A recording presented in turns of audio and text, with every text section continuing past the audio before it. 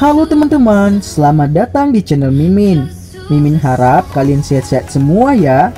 Sebelumnya Mimin perlu ingatkan bahwa konten ini full alur cerita dari novel Battle Through the Heaven. Jika kalian suka, jangan lupa like, share, and subscribe. Bagi yang penasaran, tanpa lama-lama, yuk langsung ke videonya. Check it out.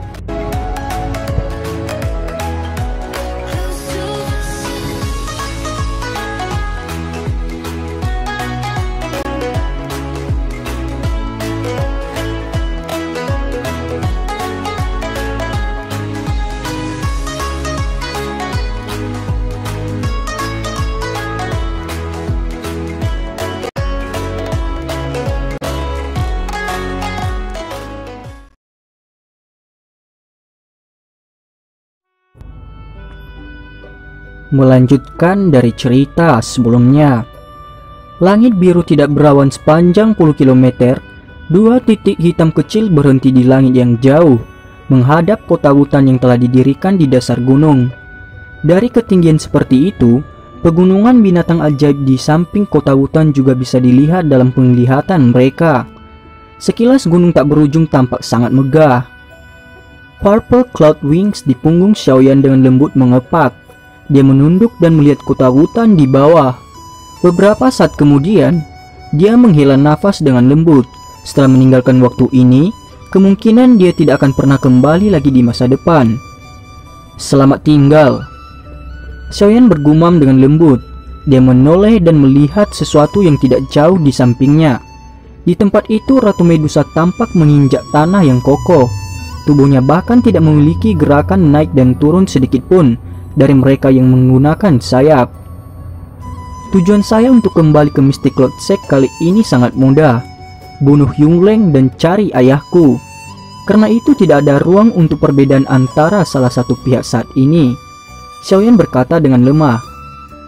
Aku sudah mengatakan bahwa aku akan menyelamatkanmu dalam situasi hidup dan mati yang akan terjadi di lain waktu. Ratu Medusa meliriknya. Alisnya berkerut tiba-tiba dan cahaya 7 warna berkedip-kedip di matanya yang menyihir. Beberapa saat kemudian, Dian berkata dengan tak berdaya pada dirinya sendiri dengan suara lembut. Diam. Dia bukan kerabatmu. Mengapa kamu begitu peduli tentang dia? Ucap suara hati Medusa. Cahaya 7 warna menyala sekali lagi di matanya yang menyihir. Beberapa saat kemudian, Ratu Medusa mengatupkan giginya, mengangkat kepalanya dan dengan dingin berkata dengan Xiaoyan, yakinlah, kamu tidak akan mati, ucap Medusa. Terima kasih banyak. Sudah cukup untuk mendengar bahwa Anda akan membantu saya pada saat penting hidup dan mati. Xiaoyan tersenyum tipis. Dia secara alami tahu bahwa roh surga menelan piton telah berbicara dengan Ratu Medusa sebelumnya.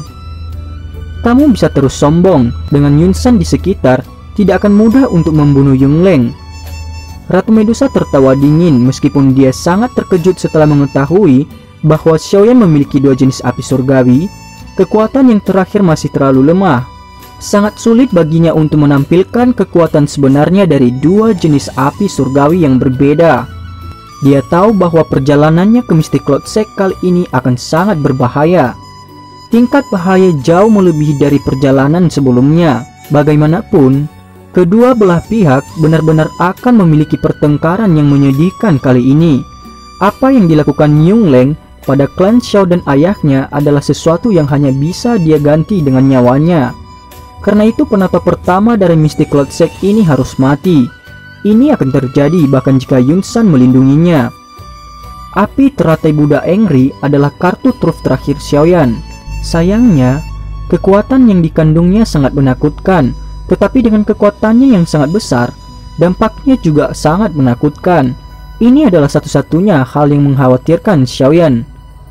Ayo pergi, ucap Xiaoyan. Xiaoyan sekali lagi menunduk dan menatap kota hutan untuk terakhir kalinya. Dia menghirup udara dalam-dalam dan melambaikan tangannya. Sayap-sayap di punggungnya mengepak dengan tiba-tiba ketika dia berbalik. Dia berubah menjadi sinar cahaya yang sekali lagi terbang menuju ibu kota yang jauh. Saat dia memandang Xiaoyan yang telah melakukan perjalanan jauh, Ratu Medusa bergumam. Apakah dia mencoba membiarkan dirinya tertangkap?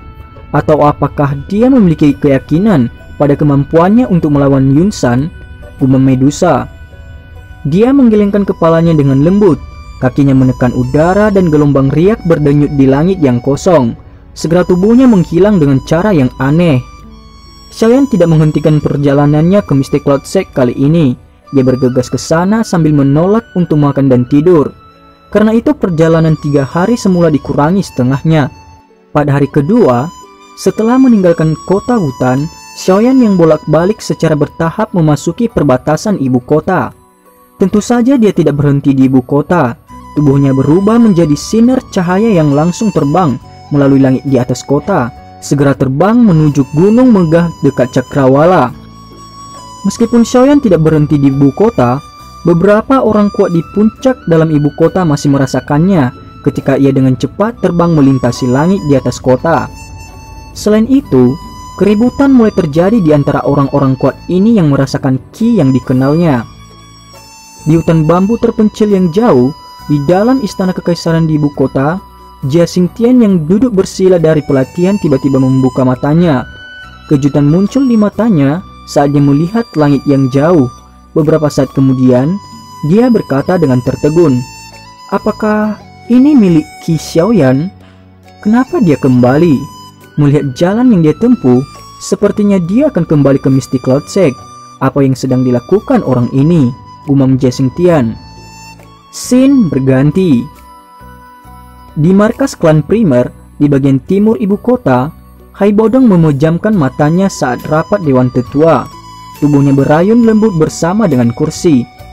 Para tetua dalam klan di sekitarnya sangat berdebat tentang beberapa hal dalam klan.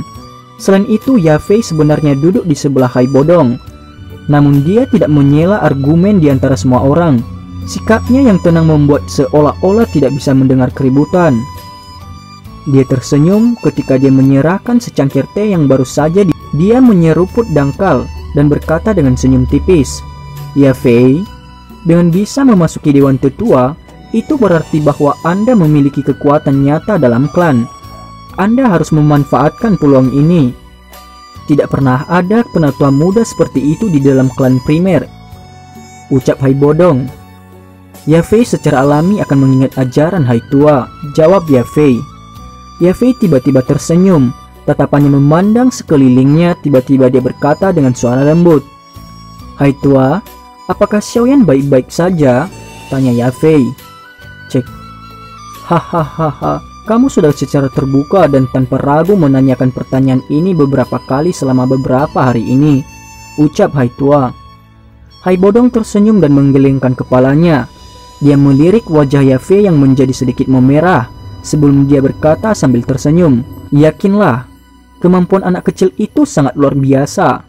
Bahkan orang kuat dari kelas Ratu Medusa berdiri di sampingnya. Mystic Cloud Sect tidak bisa melakukan apapun padanya," ucap Hai Bodong. "Oh," jawab Yafei. Yafei diam-diam menghela nafas lega di dalam hatinya. Dia hanya berencana untuk mengalihkan pandangannya ke pertemuan yang berisik ketika ekspresi wajah Hai Bodong yang malas tiba-tiba berubah secara drastis. Tubuhnya tiba-tiba duduk di kursi ketika dia mengangkat pandangannya untuk menatap langit-langit. Tindakan tiba-tiba Hai Bodong menyebabkan semua orang di aula terkejut. Segera suara-suara yang berdebat menjadi sunyi. Satu demi satu mereka dengan hati-hati menatap Hai Bodong. "Hai Tua, ada apa?"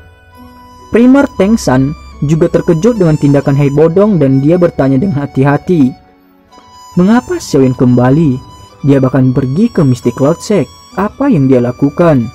Hai Bodong memasang ekspresi terkejut ketika dia melihat tempat tertentu di langit-langit dan bergumam. Fa Fei segera menghela nafas kaget setelah mendengar ini.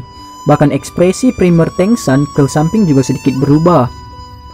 "Aku harus pergi dan melihatnya. Tengsan, kumpulkan pengawal bayangan. Mungkin ada beberapa masalah kali ini. Melihat Xiaoyan seperti ini, aku khawatir sesuatu yang besar akan terjadi," ucap Hai Bodong. Hai Bodong dengan cepat berjalan keluar dari pintu memberikan perintah saat dia berjalan. "Kumpulkan pengawal bayangan?"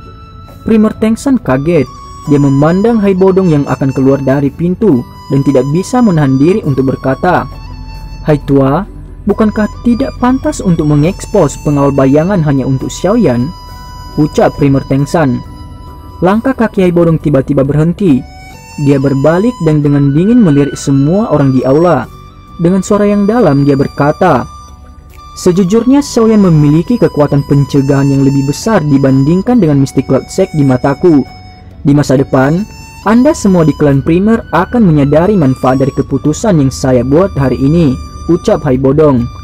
Setelah mengucapkan kata-kata ini, Hai Bodong berbalik dan menuju pintu utama.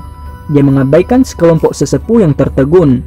Tak satu pun dari mereka yang pernah berpikir bahwa Xiaoyan benar-benar memiliki bobot yang mengejutkan dalam hati Hai Bodong. Asosiasi alkemis, klan Mu, dan klan Nalan, sesuatu yang mirip dengan ini terjadi di seluruh ibu kota besar.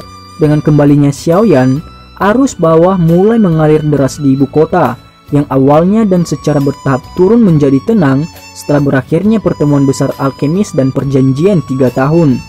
Lebih dari 10 sosok manusia duduk di meja luas di ruang pertemuan besar Mystic Cloud Sect. Sebagian besar dari orang-orang ini mengenakan jubah putih dengan lencana khusus di dada mereka, membiarkan orang lain tahu bahwa mereka memiliki posisi yang cukup tinggi dalam Mystic Cloud Sect. Selain itu, Raja Pilguhut duduk sembarangan di sisi lain meja. Di belakangnya, Liu Ling sedikit membungkuk saat dia berdiri. Namun tatapannya sekali lagi melayang ke arah wanita berjubah bulan di sisi yang berlawanan. Jika seseorang melihat dengan cermat, wanita ini sebenarnya adalah Nala Nyanran. Wajah Nala Nyanran saat ini muncul sedikit tipis dibandingkan dengan beberapa hari yang lalu. Saat dia duduk sendirian, murid-muridnya yang semula jelas agak linglung. Tidak ada yang tahu apa yang dia pikirkan. Secara keseluruhan, bagaimanapun saat ini dia memiliki sedikit aura acuh tak acuh yang menolak orang. Alih-alih ada perasaan yang lebih lembut dan menyentuh. "Yung Leng, Yun Lei, dan Yun Cheng, mengapa kalian meninggalkan klan beberapa hari yang lalu?" Suara wanita yang jelas dan dingin yang berisi suara megah samar itu tiba-tiba beresonansi di aula besar yang tenang. "Pemimpin sekte, kita hanya pergi karena beberapa masalah pribadi," ucap Yung Leng. Setelah mendengar suara wanita itu, Yung Leng yang duduk di kursi pemimpin tetua mengepalkan tinjunya sedikit dan buru-buru berkata sambil tersenyum. Melihat tatapan Yung Leng, orang bisa melihat seseorang wanita mengenakan jubah berwarna putih bulan duduk di kepala meja. Ada amarah samar yang hadir di wajah yang anggun yang berisi bangsawan. Mendengar cara berbicara Yung Leng, orang ini begitu mengesankan. Dia adalah pemimpin sekte Mystic Cloud Sect saat ini, Yun Yun. "Beberapa dari Anda pergi ke kota Wutan, bukan?" tanya Yung Yun. Yun Yun mendengus dingin. Yung Leng tertegun, dia mengangkat kepalanya dan memandangi dua orang lainnya di meja rapat. Di mereka yang bersih senyum pahit, dia yang tidak memiliki harapan untuk melarikan diri hanya bisa mengangguk tanpa daya. "Pemimpin sekte, Xiaoyan telah merusak reputasi Mystic Cloud Sect kita. Jika kita melepaskannya dengan mudah, tidakkah hal itu akan membuat orang lain berpikir bahwa siapapun dapat menginjak Mystic Cloud Sect kita di masa depan? Selain itu, dia tidak bisa melarikan diri terkait dengan kematian Mo Cheng. Berbicara secara logis, tidak berlebihan baginya untuk ditempatkan pada daftar nama untuk Mystic Cloud Sect untuk memburu dan membunuh." Yung Leng mencoba membela diri. "Perselisihan kita dengan Xiaoyan di masa lalu telah berakhir sepenuhnya setelah perjanjian 3 tahun. Dengan secara pribadi, membawa orang ke klan Xiao seperti ini tidak diragukan lagi akan menyebabkan orang lain mengatakan bahwa Mystic Cloud Sect kita memiliki sedikit toleransi. Siapa yang akan mempercayai kita di masa depan?" ucap Yun Yun. Yun Yun tanpa daya menggelengkan kepalanya saat segera berkata dengan suara yang dalam setelah melirik Nala Nyanran di sisinya yang ekspresinya agak gelap setelah mendengar nama ini. "Lagi pula, apakah kamu pikir aku tidak sadar bahwa tindakan Anda kali ini sebagian besar karena dendam pribadi Anda? Aku takut kematian Mo Cheng hanyalah alasan. Hubungan Mo Cheng dengan Anda bahkan tidak terlalu baik," ucap Yun Yun sekali lagi. Wajah tua Yung Leng berganti-ganti antara hijau dan putih setelah mendengar Yun Yun menegurnya. Namun dia tidak berani memotongnya. Dia segera menggunakan pandangan ke arah Yun San yang matanya terpejam seolah sedang tidur lelap memohon untuk diselamatkan dari topi kota hutan ini. Kamu tidak perlu menatapku. Menurut aturan sekte, Yun adalah pemimpin sekte saat ini. Bahkan aku hanya bisa mematuhi kata-katanya, ucap Yunsan. Meskipun matanya tertutup, Yunsan tampak pemimpin sekte. Penata pertama juga berpikir untuk sekte. Selain itu, dia tidak menyebabkan banyak kerusakan pada klan Xiao dalam perjalanannya ke kota hutan kali ini. Dia hanya merusak beberapa bangunan. Tidak peduli bagaimana orang mengatakannya, dia juga penatua pertama dari Mystic Cloud Sect kita. Jika kita membiarkannya merendahkan dirinya dan meminta maaf kepada klan kecil, bukankah itu akan melemahkan reputasi sekte kita? Bagaimanapun, karena tidak ada seorang pun di klan Xiao yang mengenali penatua pertama yang menyembunyikan identitasnya, kita harus berpura-pura tidak ada yang terjadi dan membiarkan masalah ini berlalu. Paling-paling kita bisa memberikan kompensasi pada klan Xiao di masa depan, ucap seseorang penatua. Mendengar ini, Yunleng hanya bisa benar-benar diam. Kamu sudah lupa tentang Xiaoyan bukan? Bukankah kalian semua cukup bermain selama lelucon Mystic Cloud Sect beberapa hari yang lalu? Xiaoyan itu tidak bodoh. Cepat atau lambat, dia akan mencurigai Mystic Cloud Sect. Mengingat karakternya, apakah Anda berpikir bahwa ia akan menelan penghinaan? Ah, Ratu Medusa. Dengan orang yang begitu kuat mendukungnya, bahkan guru tidak akan berani mengatakan bahwa dia tidak bisa mengalahkannya, bukan? Yunyong mengerutkan kening dan tertawa dingin. Melihat ekspresi Yunyong yang sedikit dingin, penatua itu tidak berani mengatakan apa-apa lagi. Dia hanya bisa mengecilkan lehernya saat dia duduk kembali. Lalu apa rencana pemimpin sekte? Jangan bilang padaku bahwa kamu akan menyerahkan aku kepada Xiaoyan untuk melampiaskan amarahnya. Yunleng juga sedikit marah setelah dimarahi. Segera dia tidak bisa menahan diri untuk berbicara. Kami tidak akan sejauh ini untuk menyerahkan kamu. Bahkan jika kami menyerahkanmu, Xiaoyan atau klan Xiao tidak akan berani menerima. Tetapi Anda tidak harus merasa lega. Hukuman dari dalam sekte tidak dapat dihindari. Yun menatap samar-samar pada Yunleng sebelum melanjutkan. Beruntung kamu tidak membuat terlalu banyak masalah saat ini. Setelah beberapa hari, saya akan mengirim seseorang ke klan Xiao untuk menyelaraskan beberapa hal. Saya pikir Xiaoyan tidak akan berani menyinggung Mystic Cloud Sect, terutama di dalam kekaisaran Jama. Bahkan jika dia memiliki Ratu Medusa yang mendukungnya, ucap Yun.